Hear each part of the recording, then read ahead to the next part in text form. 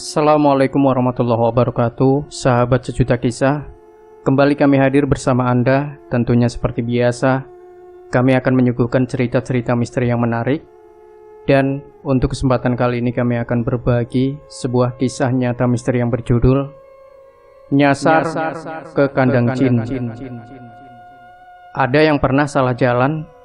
Ya minimal selama hidup pasti adalah sekali atau dua kali salah jalan.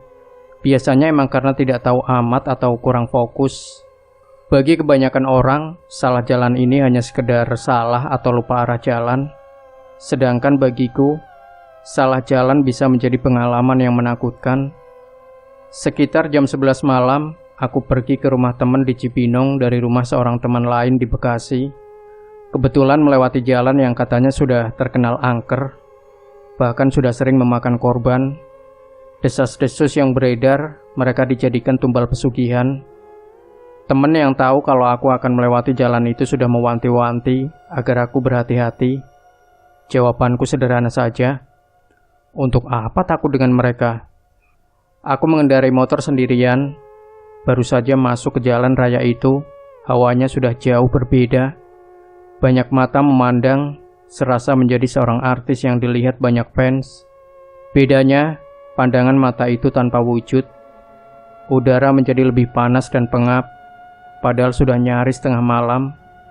Sedang asik menyalip mobil-mobil truk, tiba-tiba si King Kong salah satu penjagaku membisikkan sesuatu. Hati-hati. Iya, lihat kok, banyak mobil gede. Balasku agak menurunkan kecepatan. Bukan itu. Terus apaan? Itu di depan. Hah? Kalau jalan lihat-lihat, Amir. Benda sebesar itu pun kamu tidak lihat, ucapnya sambil mengarahkan jari telunjuknya jauh ke depan. Saya berkonsentrasi mempertajam indera penglihatan. Oh, itu. Gede juga ya. Apaan sih itu? Kandang jin. 1, 2, 3, 4. Banyak juga ya pasang mata di jalan ini. Pantesan. Kadang jin ini biasanya ditanam seseorang alias dukun untuk mencari tumbal di jalanan. Setiap kandang itu pasti mempunyai satu pemimpin dengan ribuan anak buah. Ada yang dipimpin siluman ular, ratu kuntilanak, raja genderuwo, buto ijo, dan jin-jin lainnya. Sedangkan anak buahnya ini lebih ke hantu standar pocong. Kuntilanak, dan genderuwo. Sisanya lebih ke jin korin yang dijebak atau terjebak di sana. Jin korin yang terjebak ini yang biasa disebut tumbal. Keempat kandangnya tidak berjauhan, berarti yang pasang masih orang yang sama atau satu perguruan.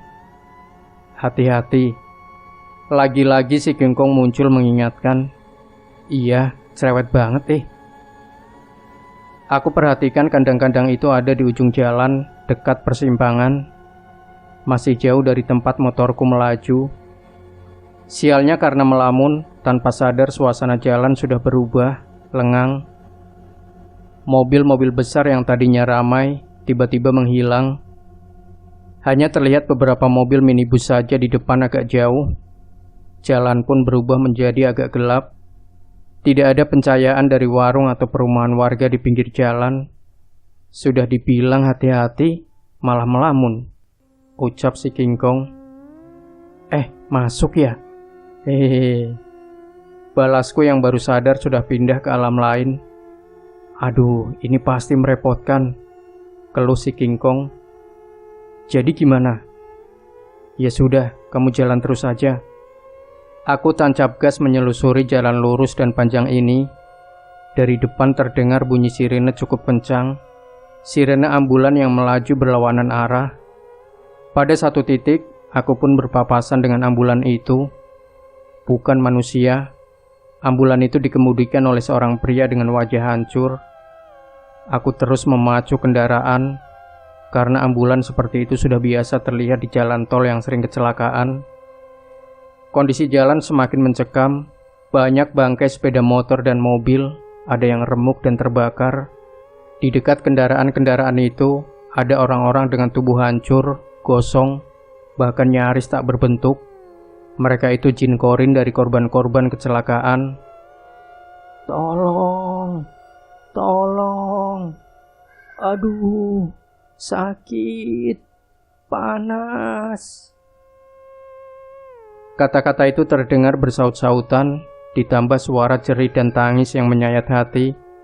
Di pinggir jalan banyak wanita yang diseret-seret oleh sosok seperti genderuwo. Wanita itu akan dijadikan budak seks, ucap si King Kong. Nasib korin pria pun tidak kalah mengenaskan. Lehernya diikat dan ditarik seperti hewan peliharaan. Mereka itu akan dijadikan anak buah.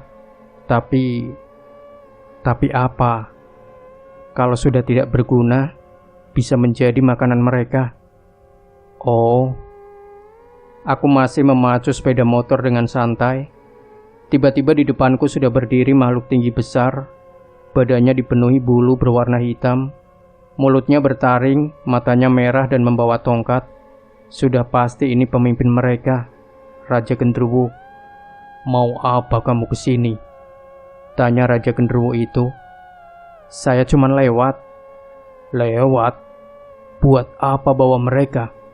Ucapnya sambil menunjuk ke arah belakangku. Aku menoleh, ternyata si King Kong sudah tidak sendirian. Dia sedang tertawa-tawa bareng trio macan, penjagaku yang lain. Jangan ganggu, lebih baik cepat pergi. Dari tadi juga mau pergi, tapi ini malah nyasar ke tempat kamu. Boleh saya kerjai dia? Bisik si King Kong. Jangan, nanti banyak yang ngamuk-ngamuk ke rumah. Di antara semua penjagaku, si King Kong ini yang paling jahil. Pernah pas pulang malam, tanpa sengaja ada kuntilanak lewat. Bajunya dia ganti menjadi motif polkadot. Kuntilanak itu nangis dan protes padaku. Bukan hanya kuntilanak, dia juga pernah mengikat sesosok pocong di pohon. Sampai teman-teman pocong lainnya demo ke rumah. Kejadian yang paling bikin pusing, ketika malam-malam aku melewati sebuah jembatan. Si King Kong yang sedang duduk di jok belakang tiba-tiba membawa seorang anak kecil. Aduh, pantesan motornya berat amat. Ngapain sih bawa itu bocah? Kasihan. Ini anak akan dijadikan makanan oleh siluman itu, ucapnya sambil menunjuk sesosok siluman kadal yang sedang mengejar motor saya. Ya elah Kong, mending balikin dah. Aku males urusan sama dia. Kong apa? Kamu, jawabku kesal. Udah cepet balikin. Tuh, dia bawa rombongannya sekarang. Tidak, kasihan. Terserahlah, yang penting kamu urus tuh mereka. Kecil. Si King Kong menyuruh korin anak kecil itu duduk di belakangku, tangannya memegang badanku dengan erat. Dan itu sangat tidak nyaman. Ya, masa hantu takut jatuh sih? Dari penglihatan mata batin, terlihat si King Kong sedang bermain-main dengan siluman kadal dan anak buahnya. Dia melempar wajah siluman kadal dengan cairan berwarna hitam. Wajahnya yang cantik tiba-tiba berubah menjadi gelap. Siluman itu menangis dan pergi entah kemana. Gara-gara kejadian itu, keesokan malamnya siluman kadal itu datang ke rumah membawa lebih banyak pasukan. Si King Kong malas meladeni mereka.